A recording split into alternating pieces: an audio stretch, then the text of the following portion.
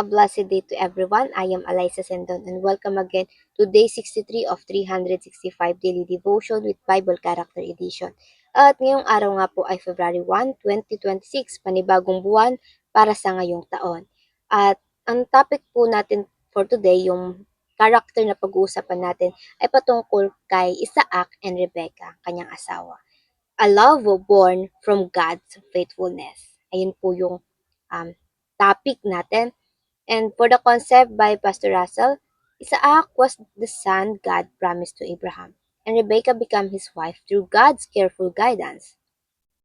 Their meeting was not an accident. Abraham prayed and trusted God. His servant obeyed God's direction, and Rebekah chose to trust God and leave her home. Isaac waited quietly and trusted the Lord. Their love story shows us that God is faithful to keep His promises and that He guides His people when they depend on Him. This marriage protected God's covenant promise and helped continue the family line that would one day lead to Jesus.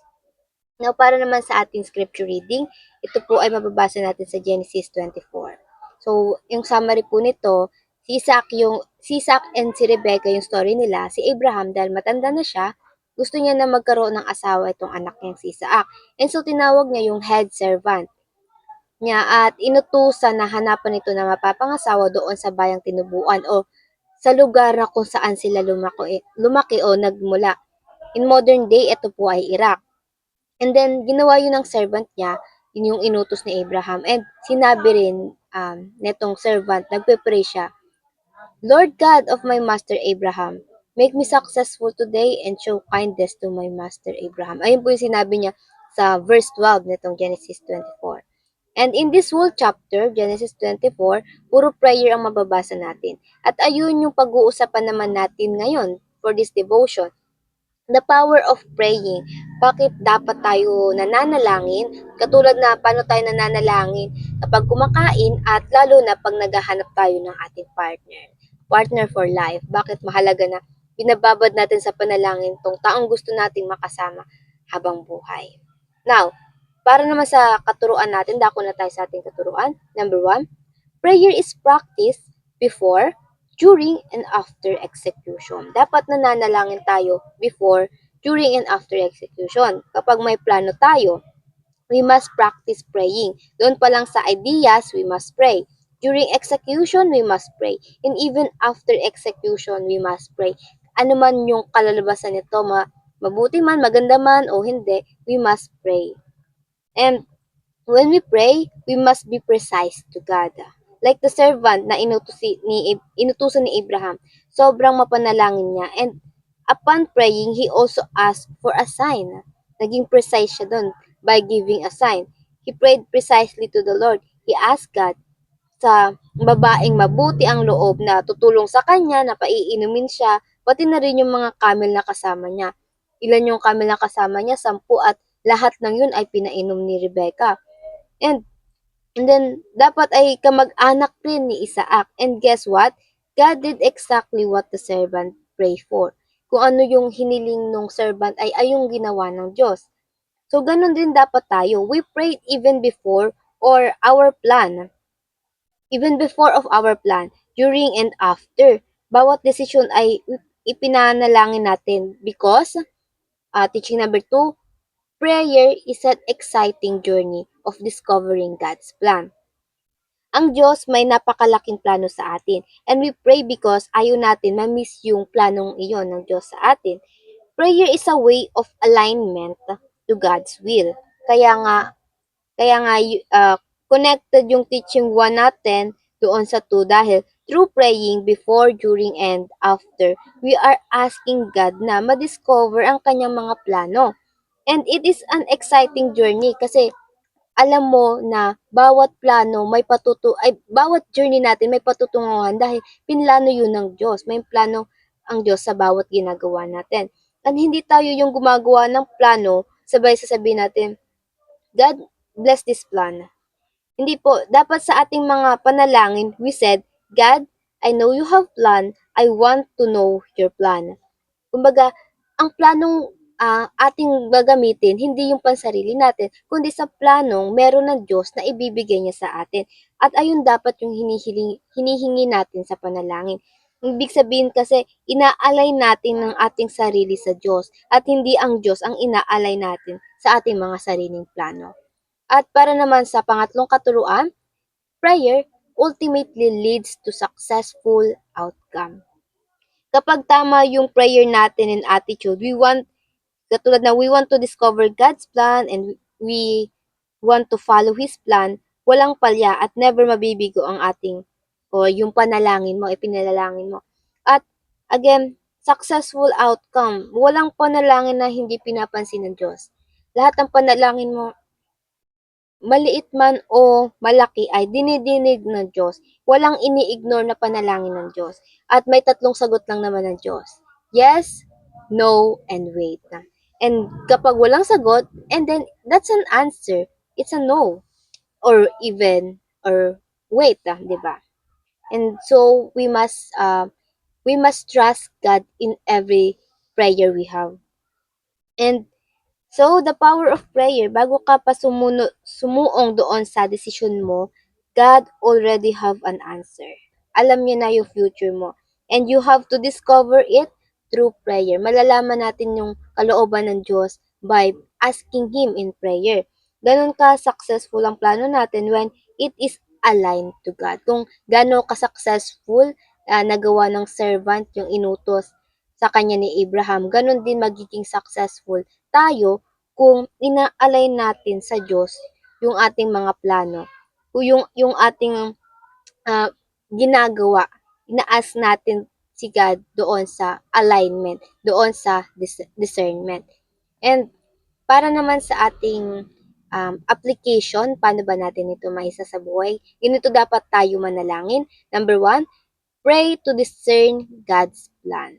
We pray because we want to know His will. Katulad ng, Lord, I want to know your will. Lord, I want to know your direction.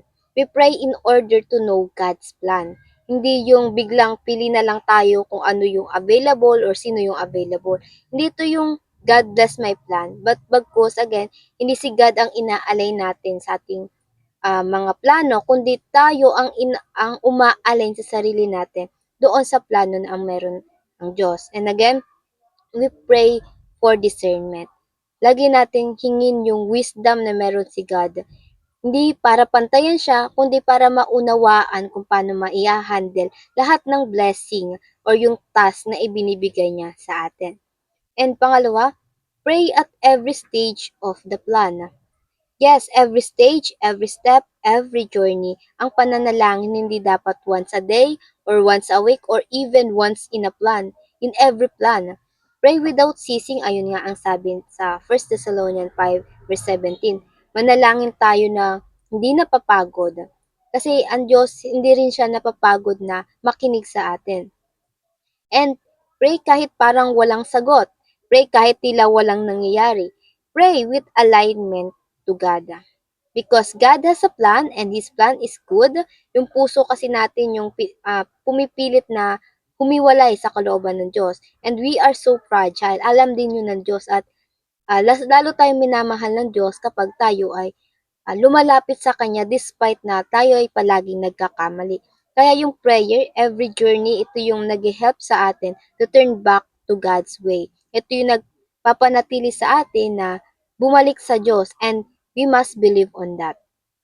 At pangatlo naman para sa ating pagsasabuhay ay pray to praise God for every outcome. Hindi lang dapat tayo nananalangin sa Diyos para sa ating mga pangangailangan. We also pray to praise God. Nagpapasalamat tayo sa Kanya, nagpupuri tayo sa Kanya. And we could see that doon sa attitude nga ng servant. Nung sagutin ng Diyos ang kanyang panalangin ay una siyang nagpasalamat sa Diyos. And as well, magpasalamat pa rin tayo sa Diyos even before our prayer got answered. Bago pa gawin ng Diyos yung mga pinanalangin natin, mauna na tayo magpasalamat. Ibig sabihin no, naniniwala tayo kay God na may sagot na siya kahit hindi pa natin nakikita ito. And praise God for every outcome. Maging maganda man again, maging maganda o hindi man yung kalalabasan, always praise God kasi everything has a purpose.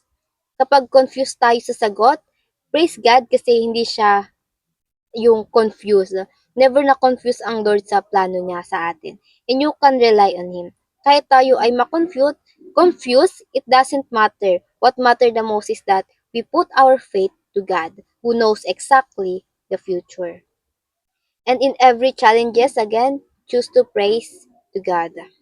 At para naman sa ating pagninilay-nilayan, reflection for today, how could you improve your prayer life? O ano yung mga ah, discipline na ginagawa mo para ma-improve mo yung pananalangin mo sa Diyos. At ayun lamang po, bago tayo magtapos, let's have a short prayer for this devotion. And let's pray everyone. Our Father in heaven, we thank you and we glorify you for today's devotion, Panginoon, na muli ay pinarinig niyo sa amin ang inyong mga salita, Panginoon, na ginamit niyo itong devotion, Panginoon, para maunawaan namin ang iyong kalooban, Panginoon. Ang isa sa inyong mga plano, Panginoon. Panginoon, nagpapasalamat kami sa inyong pagiging patient toward us, Lord God, sa kabila na yung mga puso namin ay palaging naliligaw, Panginoon, at hinahayaan niyo kami, Panginoon, na bumalik sa iyo, na magbalik sa inyo, Panginoon. Panginoon, help us to know your will, to reveal your will to us, Lord God, yung mga plano niyo, Lord God. At Panginoon, um, magdiwanag po nawa kayo sa aming mga daraanan at makita nawa namin ang tunay niyong mga plano para sa aming mga buhay, Panginoon. Kayo na rin po nawa ang siyang madakilan ng bawat tao, Panginoon. Help us, or give us, Lord God, the discernment to know your will, Lord God, your good plan towards our life, Lord God. Ayun lamang po, Panginoon. Kayo nawa again ang madakilan ng bawat tao sa aming mga ginagawa, Panginoon, at magliwanag ka sa aming mga buhay. In Jesus' name we pray. Amen and amen and amen. At ayun lang po, I hope marami tayong natutunan at matututunan pa. And I pray na sama-sama sana tayo lumago para sa Panginoon. See you again for tomorrow's devotion. Have a nice day ahead and God bless.